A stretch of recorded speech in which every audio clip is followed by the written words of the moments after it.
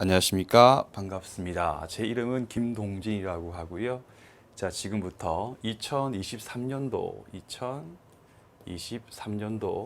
법원 공채 시험에 합격할 수 있도록 우리 동행팀이 어떻게 할 것이고 어떻게 공부를 해야 될 것인가 등에 대해서 설명을 드리겠습니다. 지금 오늘 이제 이 영상에 대해서 촬영하는 날 이제 필기 시험에 합격하실 분들 대상으로 예비 면접 많이 진행됐거든요. 그래서 원래 목표대로 아주 많은 분들께서 오셨고, 모르겠습니다. 다른 학원 다 더해도 더 많은 것 같은데, 결국 좋은 학원인가 아닌가라고 하는 것은 다른 거 필요 없죠. 뭐 앞으로 어떻게 해줄게, 뭐뭐 하겠다 말겠다 홍보 다 필요 없고, 합격자 수가 좋은 학원인가 좋지 못한 학원인가에 대해서 다 증명을 하는 거죠. 그죠? 자, 제가 이제 오늘 설명회 때 할 내용은 크게 네 가지입니다. 학원 선택의 중요성, 선택하기 위해서 체크할 부분들, 우리 법원팀 어떻게 할 것인가, 그리고 새로운 W 아카데미 이 네 가지에 대해서 좀 이야기를 해보겠습니다. 자, 먼저 학원 선택의 중요성부터 보시면요. 이제 이런 말들도 하시는 분들이 있죠. 자기만 열심히 하면 학원의 선택은 중요하지 않다. 학원의 선택이 중요하지 않다. 이 말이 과연 옳은 말인지 틀린 말인지 한번 확인을 해봅시다. 자, 본인이 열심히 하지 않으면 어느 학원을 가도 시험에 붙을 수가 없습니다. 그렇다면 열심히 하지 않는 분에게는 학원의 선택이 중요한 문제가 아닙니다. 왜? 본인이 열심히 안 하면 어딜 가나 떨어질 거기 때문이죠. 근데 이번에 보시면 본인이 열심히 하고 좋은 학원을 선택했다. 그럼 당연히 합격할 수 있는 가능성이 당연히 높아지겠죠. 그죠? 근데 3번에 보시면 본인이 아무리 열심히 한다 하더라도 나쁜 학원을 선택했을 경우에는 당연히 합격할 가능성이 떨어지게 되겠죠, 여러분들. 결국 시험이라고 하는 것은 전쟁과 똑같아요. 전쟁과 똑같죠. 그러면 전쟁을 나갈 때의 학원이라고 하는 것은 무기라고 생각하시면 돼요. 무기. 그러면 똑같은 능력치가 있는 A가 있고 B가 있는데 A 같은 경우는 최신의 아주 좋은 무기를 가지고 나가고 B 같은 경우는 총동기 파건 같은 거 들고 나갔을 때 전쟁을 붙으면 당연히 A가 이기는 거 아니겠습니까? 따라서 열심히 하지 않는 사람에게는 학원의 선택이 절대 중요하지 않습니다. 어딜 가나 떨어질 거니까. 근데 열심히 하는 분에게는 좋은 학원을 선택한 경우하고 나쁜 학원을 선택했을 경우에 엄청난 차이가 있기 때문에 결국 열심히 할 사람에게는 학원의 선택이 매우 중요하다. 해서 여러분들 결국 시험에 합격하냐 또는 떨어지냐라고 하는 건 확률 게임이거든요. 그럼 당연히 좋은 학원을 선택해가지고 합격 가능성을 올릴 수 있는 방법을 선택하는 것이 이성적이고 그리고 합리적인 선택이 되는 거죠. 굳이 비싼 돈 주고 나쁜 학원 가가지고 1년이라고 하는 소중한 시간을 낭비할 필요는 없지 않습니까? 그러므로 열심히 할 사람에게는 학원의 선택이라고 하는 것이 매우 중요하다는 점을 한번 꼭 기억하시고요. 자, 그러면요. 지금 이제 이 영상을 보시는 분들의 대다수는 초시생분들이 가장 많죠. 처음 이제 공부하시는 분들. 이 처음 공부하시는 분들께서 제가 요즘 가만 보니까 최근 한 2, 3년 정도부터는 이 초시생 분들께서 그 학원에서 나오는 홍보, 뭐 광고 같은 거 또는 뭐 처음 시작할 때 하는 뭐 각종 유튜브 그런 거 몇 가지 딱 보고 이제 이 학원 가자라고 선택을 해가지고 후회하시는 분들이 매우 많거든요. 따라서 좋은 학원인가 나쁜 학원인가를 선택하기 위한 체크리스트. 여러분들께서 핸드폰이라든지 노트북 같은 것들을 살 때도 보면 여러 가지 제품 등을 비교해 가지고 상품 후기를 보고 각종 스펙 등을 비교해 가지고 선택했습니까? 그럼 지금 이 학원의 선택이라고 하는 것이 어찌 보면 1년 후에 본인의 인생이 확 바뀔 수 있는 정말 인생에서 중요한 선택인데 그냥 뭐 좋아요 다 해드릴게요 그런 문구만 보고 그런 말만 믿고 덥석 선택하면 당연히 후회를 할 수밖에 없겠죠. 그럼 이제 학원을 선택할 때 가장 중요한 게 무엇인가라고 했을 때에 과거를 보면 그 학원이 지금까지 어떻게 했는가를 보면 앞으로도 어떻게 할 것인가가 보이죠. 그럼 앞으로 어떻게 할 것인가에 대해서 알기 위해서는 그 이전 단계에서 어떻게 했는지를 직접 스스로 확인을 해봐야지 미래에 대해서 예측해가지고 현명한 선택을 할 수가 있을 겁니다. 그러면 과거를 보고 선택할 때 중요하게 체크할 부분들 제가 지금부터 알려드릴 테니까 잘 듣고, 꼭 우리 동행팀을 선택할 필요는 없습니다. 이걸 딱 기초로 해가지고 좋은 학원이 어떤 거인가에 대해서 스스로 판단해가지고 선택을 하시면 될 거예요. 자, 먼저 1번입니다. 무책임한 거짓말에 속지 말자. 여러분들 생각보다 노량진에 있는 학원이나 강사들 중에 양심적이지 못한 사람이 대단히 많이 있습니다. 시작하는 단계에서, 그러니까 이제 수강생 모집 단계죠. 오로지 수강생 모집만을 위해서 정말 무슨 자기의 그런 포부가 있고 내가 진짜 열심히 해가지고 내 수강생분들 다 합격시키겠다 보다는 오로지 이제 수강생을 빨리빨리 모으기 위한 차원에서 약속은 좋은데 지키지도 못할 약속만 하는 경우가 있습니다. 법원직 강의를 절대 그만두지 않는다. 뭐 해줄게, 보강 안 할게 등등등등등등등. 근데 그런 말만 믿고 속아가지고 선택을 하게 되면요, 여러분들 나이대에서 가장 중요한 것은 물론 돈도 참 중요한 문제지만 더 중요한 게 청춘 아니겠습니까? 시간 아니겠습니까? 그런 말만 믿고 선택해가지고 1년이라고 하는 시간을 허비해버리면 그 아까운 소중한 시간 누가 다시 보상해 줄 겁니까? 해서 소중한 시간을 낭비할 가능성이 매우 높다, 너무하다. 그래가지고 이런 무책임한 거짓말에 속아서 알아보지도 않고 덜컥 눌러가지고 선택을 해가지고 1년 공부했다가 흐지부지 돼가지고 다시 1년 공부 더 하는 게 얼마나 고통스러운 일인지를 겪지 않고 딱 1년 만에 열심히 해서 시험 붙는 게 정말 최고예요. 물론 법원지 시험 같은 경우가 1년 만에 시험 붙는 것이 매우 어려운 것은 사실입니다. 근데 면접반을 보면요, 정말 특히 실강생 같은 경우 제가 보면 알지 않습니까? 요즘에는 1년 만에 시험 붙는 분들이 상당히 많이 있어요. 그 말인즉 무슨 말이냐? 1년 만에 될 분은 되는 거고 5년, 6년, 7년 해도 안 될 분들은 안 되는 거거든요. 근데 그 1년 만에 되시는 분들의 공통점도 있고 제가 나중에 이제 민법 제가 커리큘럼 할 때 다시 한 번 더 말씀을 드릴게요.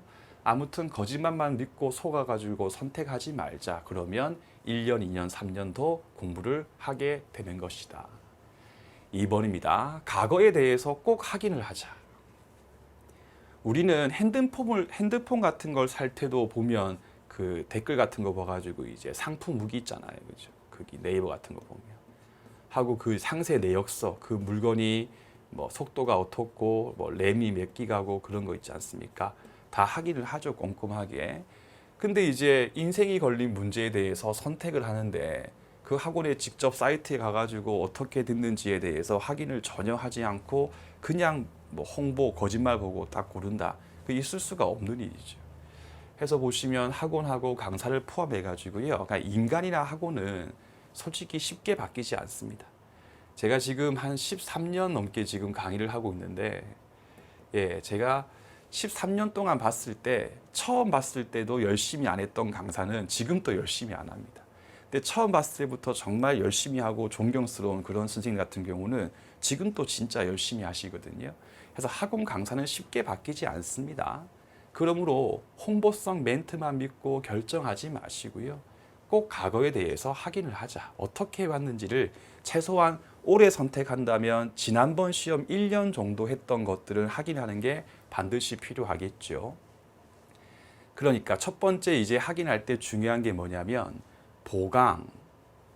물론 보강이라고 하는 것을 한두 번 정도는 할 수 있고요. 저 같은 경우도 이제 1순환, 2순환 강의를 할 때 민법 같은 경우에 어떤 영역 같은 경우는 양은 많은데 시험 문제에서 또 거의 안 나오는 부분이 있거든요. 그럼 저는 미리 공지를 합니다. 여러분들 1순환 때 민법이 뭐 가령 22회밖에 안 되는데 이 소중한 22회의 시간을 시험 문제에서 많이 나오고 중요한 부분에 대해서 집중 처리를 하고 제가 딱 2번만 미리 이제 보강하겠습니다 라고 공지를 하고 2번 정도 하는 경우가 있거든요.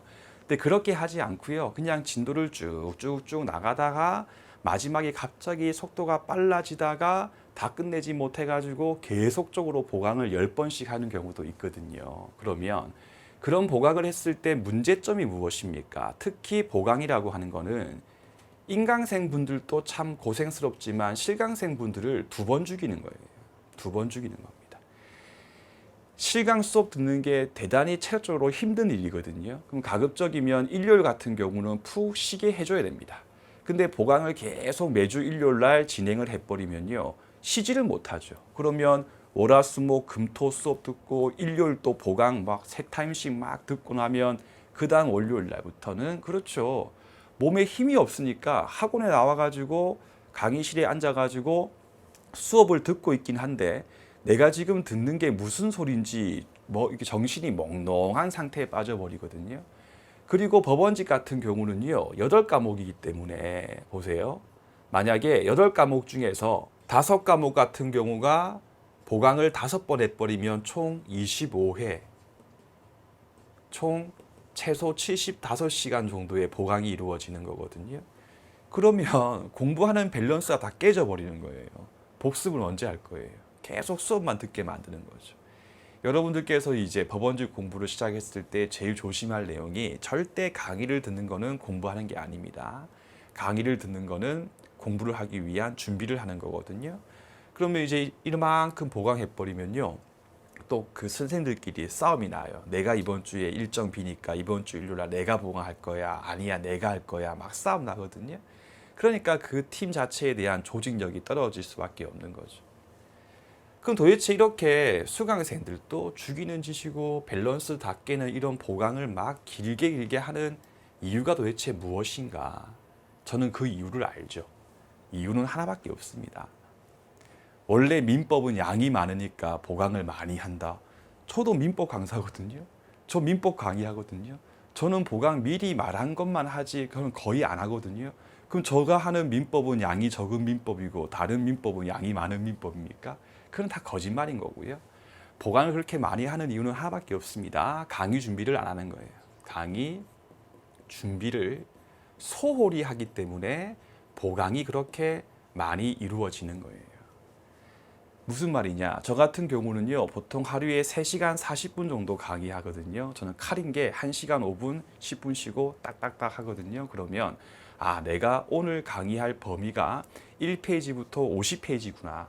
나한테 주어진 시간이 3시간 40분이구나. 나 1교시 때 요만큼, 2교시 요만큼 나눈 다음에 요 주어진 시간 내에서 내가 중점적으로 이번 순환에서 어떤 걸 강의했을 때 우리 수강생분들께서 점수를 올릴 수 있는지에 대해서 연구를 엄청 하는 거예요.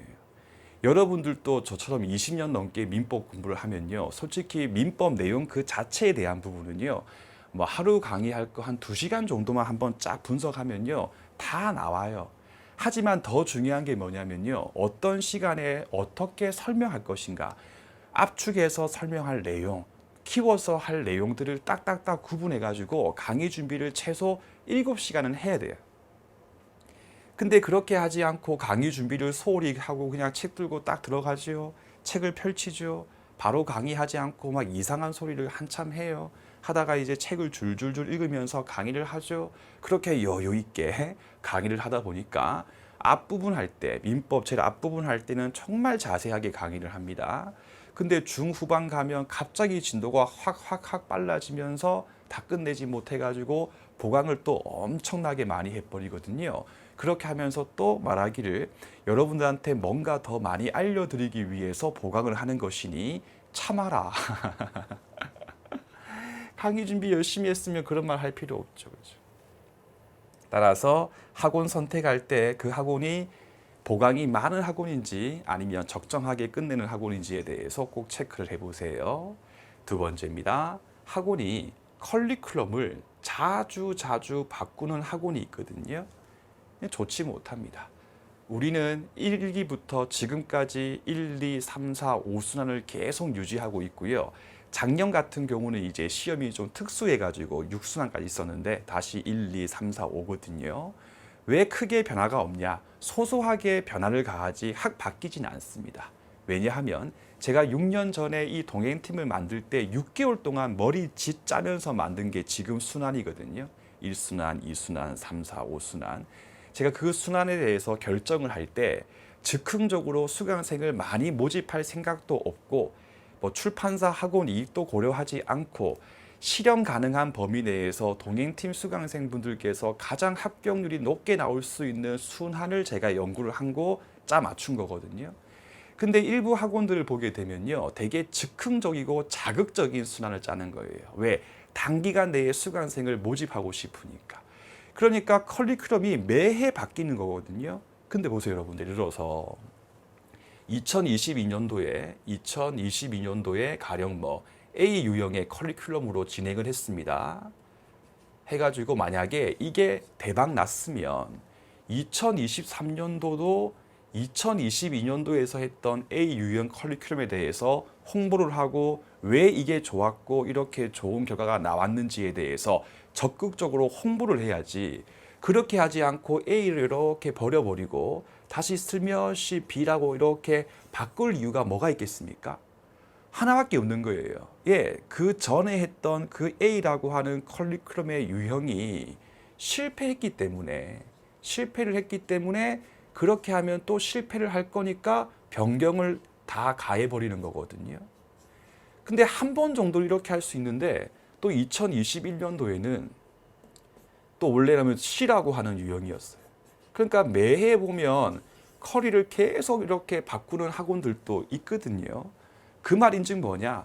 예, 진지한 고민 하에서 커리큘럼을 확정을 시켜서 밀어붙이는 게 아니고 즉흥적으로 자극적인 커리를 계속 짜다 보니까 이제 수강생분들께서 좋은 결과가 나오지가 않으니까 또 바꾸고 또 바꾸는 거거든요. 그런데 여러분들께서는 학원에 돈을 내는 이유가 합격생이 되기 위해서 학원에 돈을 내는 거 아니겠습니까?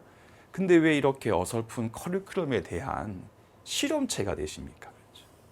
왜 검증도 되지 않았던 이런 커리큘럼에 대해서 본인이 실험체가 돼가지고 이 A라고 하는 유형의 커리가 좋은 커리인지 아닌지에 대해서 실험체가 돼가지고 전 잘 이해가 되지 않아요. 따라서 여러분들께서는요, 실험체가 아니고 합격생이 되어야 되고 합격생이 되기 위해서는요, 커리에 대해서 꼭 확인을 하고 그 커리라고 하는 것이 진지한 고민하에 검증된 커리인가 아니면 또 새로운 커리인가에 대해서 꼭꼭꼭 확인하시고 학원을 선택하시면 되겠어요.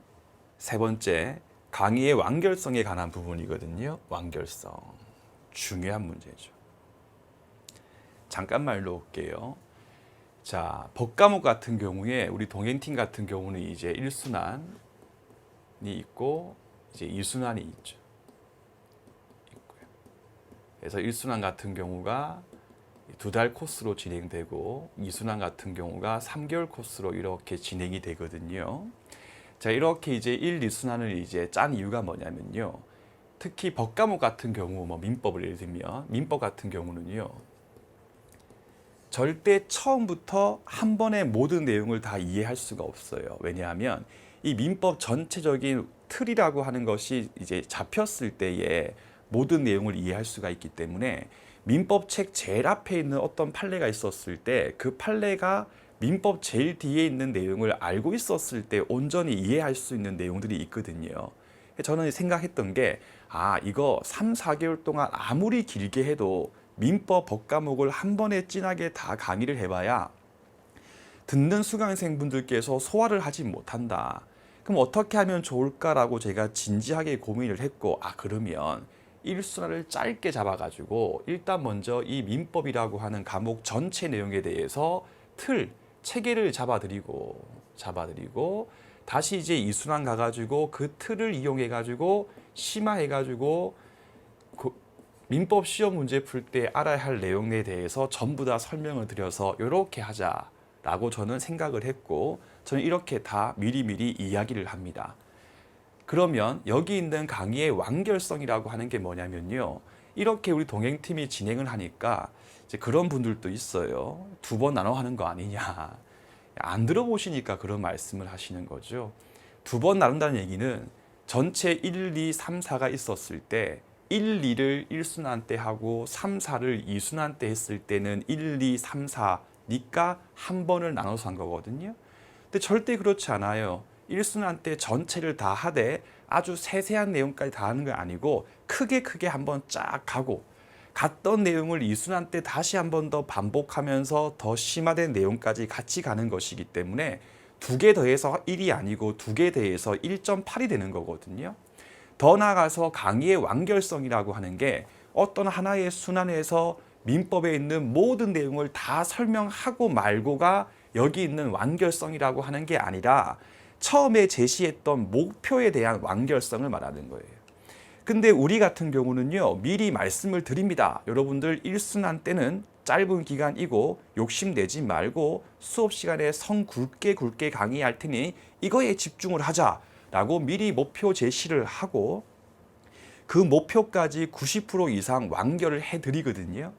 근데 강의를 할 때 처음부터 그렇게 얘기 안 해요. 민법을 예를 들면 채권법 뒷부분은 이번 순환 때 못할 거니까 다음 순환 때 할게요 라고 하는 말씀을 미리 했으면 그거는 괜찮아요. 하지만 절대 그렇게 안 하죠. 이번 순환 때 모든 내용을 다 끝내드리겠다 라고 하면서 저처럼 강의하는 이런 거에 대해서 조금 뭐라 하신다 그러더라고요. 그건 괜찮습니다. 뭐라 할 수 있는 거죠. 뭐라 하면 어쩔 수 없는 거죠. 근데 본인께서 뭐라 해놓고 민총, 물건, 제일 끝에 채권법 쭉 가가지고 보강을 엄청 하다가도 진도를 못 끝내니까 이 뒷 내용은 다음 순환 때 이어서 할게요. 그거는 강의의 완결성이 떨어지는 거죠. 그렇게 할 거면 처음부터 그렇게 이야기를 하시고 해야 되는 거죠. 이거는 결국은 민법상 채무불이행이에요. 채무불이행. 그러면 제 생각인데 배상 책임도 져야 되고 사과도 해야 되고 해야 되는데 아무도 그렇게 하지 않죠. 그 다음에 평생 패스라고 하는 부분인데 저한테 선생님 왜 동행팀은 평생 패스를 판매하지 않습니까? 라고 하는 그런 질문도 종종 있는데 또 저한테 이제 연락이 많이 와요. 다른 학원에서 교수님 오시면 뭐 잘해드리고 돈 많이 드리고 해드릴게요 하는데 저는 아무리 저한테 돈을 많이 제시를 해도 저는 평생 패스가 있는 학원은 앞으로 절대 갈 생각이 없습니다. 왜냐하면 평생 패스 참 좋은 거예요. 좋은 거죠. 근데 그게 좋은 걸로 마무리가 되려면요. 첫 번째 중요한 게 그 학원 자체가 그 강의하는 선생님께서 평생 죽지 않고 강의를 해야 돼요. 학원도 평생 없어지지 않고 계속 영구히 존재해야 됩니다. 근데 저 같은 경우는 지금 또 힘들지만 평생 강의를 할 자신이 없거든요. 근데 평생 강의할 자신이 없는데 평생 패스를 파는 거는 일종의 사기 아니겠습니까? 그렇지 않나요? 두 번째가 그리고 평생 패스를 팔았으면 최소한 4, 5년 정도는 그래도 수강생 분들을 위해서 강의를 하는 게 맞죠, 여러분들. 자, 어떤 수험생이 있었어요. 8과목이니까 우리 법원직 선생님들이 총 8분 계시겠죠. 그래서 뭐 A 선생님, B, C, D 이렇게 쭉 있으실 거예요. 근데 어떤 학원이든 8과목 전부 다 자기한테 딱 맞는 학원은 있을 수가 없어요. 보통은 제일 중요한 과목 한 2, 3과목 정도 확인해가지고 나랑 잘 맞네 하면 이제 그 선생님을 보고 와 좋아 해가지고 이제 평생 패스에 대해서 결제를 하거든요. 해서 갑이라고 하는 수험생이 딱 보니까 나 A하고 B하고 뭐 D라고 하는 선생님이 마음에 든다 해서 평생 패스에 대해서 결제를 딱 하신 거예요. 했다. 그랬으면 그 결제했던 돈의 일부는 요 쌤들한테도 다 배분이 되거든요. 그럼 제 생각인데 그 평생 패스를 팔았을 때는 학원만 책임을 지는 게 아니고요. 자기 이름을 걸고 강의했던 쌤들도 일정 기간 최소한 4, 5년 정도는 자기를 믿고 선택했던 수강생들을 위해서 비록 수강생이 얼마 없고 돈이 얼마 되지 않아도 강의를 최소한 4, 5년 정도는 해줘야 될 책임이 있다고 봅니다. 그 평생 패스 결제했던 강의료에서 자기는 돈 받은 거 없습니까? 왜 자기는 그 돈을 받았는데 나중 돼 가지고는 학원이 문제야 라고 하면서 나는 학원 때문에 못하겠어 라고 하면서 다른 데 가버리거나 법원직을 그만둬 버리면 그 A, B, D라고 하는 선생님을 믿고 결제했던 그 수강생 값은 어떻게 되겠습니까? 그럼 그 값은 또 다른 학원 또 평생 패스 결제합니까? 그게 평생입니까? 그래서 저는 평생 강의할 자신이 없어요. 해서 우리 동행팀은 안 파는데, 원래 이 평생 패스라고 하는 게 제일 처음에 이제 생겼던 원인은 그 부분은 공인중개사 쪽 시험이었거든요. 근데 이 평생 패스라고 하는 것이 결국 끝까지 유지가 되기 위해서는요, 수강생이 계속, 수험생이 계속 느는 시장일 때 이게 유지가 가능한 부분이거든요. 가연 법원직 시험 같은 경우가 이 평생 패스라고 하는 것이 계속적으로 유지될 수 있는 그런 시스템인지에 대해서 회의감이 들고요. 저는 제가 봤을 때는 법원직 같은 경우는 평생 패스라고 하는 것을 끝까지 유지하기가 쉽지 않다. 그럼 한번 평생 패스로 출발한 학원 같은 경우는요, 제일 처음에 그나마 괜찮았던 쌤들도 점점점 자기가 돈이 안 되니까 각종 핑계를 대고 그만두고 자리를 비울 거고, 그럼 학원 같은 경우는 일단 팔았으니까 과목 쌤은 필요하는데 아무도 강의를 안 하려 그러니까 별로 이제 신규라든지 별로 강의를 썩 잘하지 못하는 선생님들을 모시고 와서 커리를 짜게 될 것이고, 그러면 그 갑이라고 하는 수험생분도 이건 아닌 것 같다라고 하면서 또 다른 학원에 옮기게 될 것이고, 그럼 결국은 수험생의 이중 지출, 한 번 할 때 야무지게 딱 끝낼 수 있는 일을 돈을 2번 쓰고 3번 쓰게 만드는 거 아닌가 해서 참 좋은 거기 때문에 자세하게 알아보시되, 너무 선생님들의 변동이 많은 경우라면 신중하게 알아보시고 선택해야지 후회가 없을 겁니다. 그리고 그나마 이렇게 각오가 있는 학원 같은 경우는 하긴 할 수가 있잖아요. 그 문제는 뭐냐면 신생학원.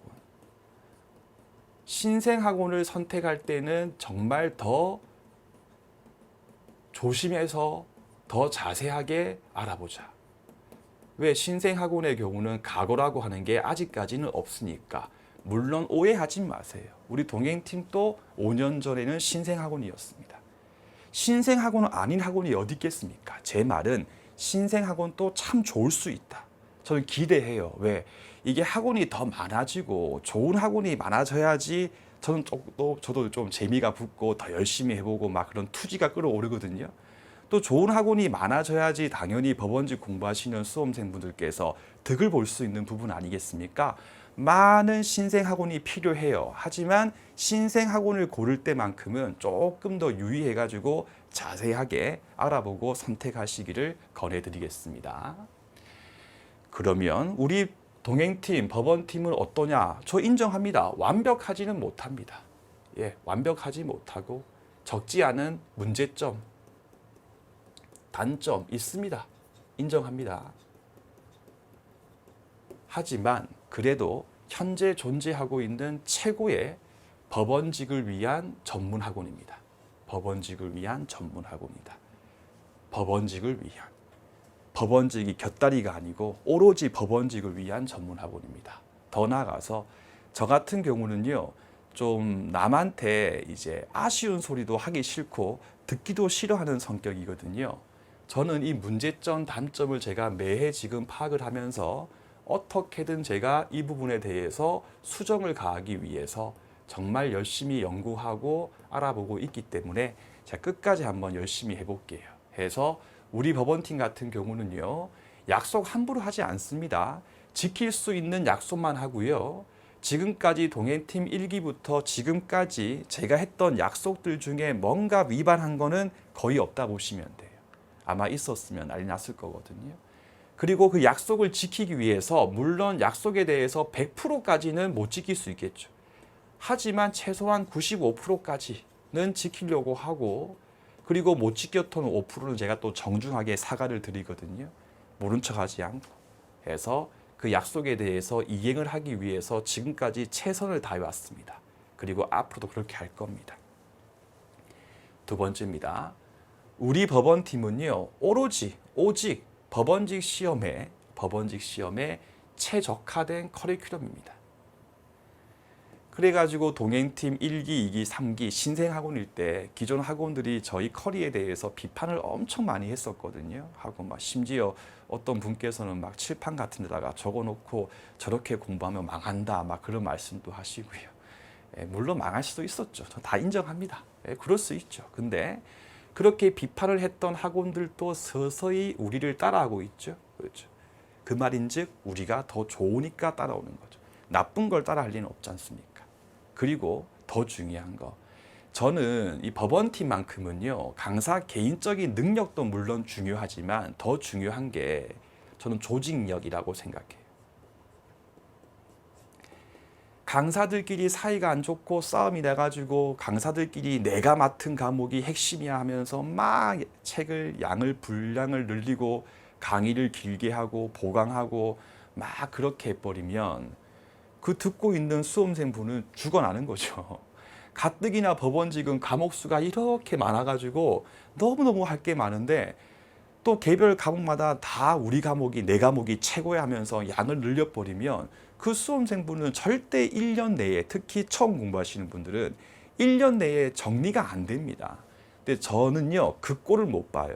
저는 제가 먼저 민법을 어떻게든 연구를 해가지고 양을 줄이고 책을 더 줄이고 강의를 줄이거든요. 그럼 팀장이 제가 그렇게 하는데 다른 선생님께서 그렇게 안 하시면 되겠습니까? 해야 되는 거죠. 그러니까 우리 동행팀 선생님이 참 불쌍하신 게 뭐냐면, 제가 이제 거의 뭐 한 달 주기로 체크를 계속해요. 선생님, 교수님, 뭐 책 작업은 지금 어떤 진행 사항이신가요? 그 다음에 지금 강의는 종강이 얼마 안 남았는데 보강은 안 하시겠죠? 모의고사 출제는 어떻게 하고 계신가요? 선생님, 지난번에 보니까 모의고사 출제해 보니까 조금 오탈자가 있던데 검수 한두 번 더 부탁드립니다 라고 계속 체크를 제가 참 죄송하게도 하거든요. 해서 우리 동생 같은 경우는 우리 법원지 시험 같은 경우가 이렇게 많은 과목을 본다는 점에 대해서 정확하게 인식을 하고 과목 간의 밸런스를 항상 유지를 하는 거예요. 그러니까 결국 필기 시험에서 합격자 수가 많이 나오는 이유가 뭐냐면, 자, 법원직 시험 같은 경우는 개별 과목 한두 과목을 잘한다고 시험 붙는 게 아니고 전체 8과목의 평균 점수가 커트라인을 넘어갔을 때 시험 붙는 거 아니겠어요? 그러니까 시험에서 서로 한두 과목 정도가 되게 이상하게 출제가 됐다 해도 합격생이 많이 나오는 이유가 다른 6과목이 받쳐주니까. 그러니까 시험 붙는 분들이 제일 많은 거예요. 그리고 법원직 시험에 됐다 해서 일부 이제 민법 민소 같은 경우는 법원직 시험만 보니까 그런 경우가 없는데, 다른 이제 검찰 같은 국가직 시험하고 겹치는 과목도 있잖아요. 뭐 영어, 국어, 국사, 형법, 형소 같은 경우를 가끔씩 보면 그 다 똑같은 형법이고 다 똑같은 형소고 다 똑같은 국사, 국어인데 뭐 하려고 검찰과 법원을 구분하냐? 내 강의를 한 번에 다 할 수 있는 올인원 스타일이다. 새빨간 거짓말이죠. 왜 그게 새빨간 거짓말이냐? 여러분들 가령 검찰 같은 경우는 시험 과목이 5과목이죠. 5과목이고 그 다음에 우리 법원직 같은 경우에는 8과목 아니겠습니까? 근데 어떻게 그게 같을 수가 있을까요, 여러분들? 5과목 보는 시험에서의 형법 형소하고 8과목 보는 우리 법원직 시험에서의 형법 형소하고, 특히 형소 같은 경우는요, 검찰이 하는 형소하고 법원이 보는 형소 사이에서 제법 차이가 있거든요. 따라서 같이 공통적으로 강의할 수 있는 성질이 아니에요. 근데 왜 그렇게 올인원이다라고 하면서 홍보를 하고 강의를 하느냐? 이유는 간단해요. 강사가 바쁘고 2번 강의하기 싫으니까. 그러니까 그냥 한 번에 묶어서 하는 거거든요. 그래서 우리 지금 윌비스의 경우도 검찰팀이 생겼거든요. 저는 딱 분리시키죠. 절대 같이 안 갑니다. 왜? 같이 가는 건 말이 안 되는 거거든요. 해서 우리 동행팀은 오로지 법원직 시험만 바라보고 모든 걸 다 진행한다.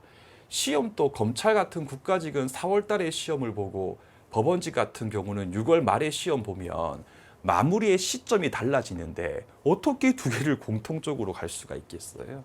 다 거짓말인 거지.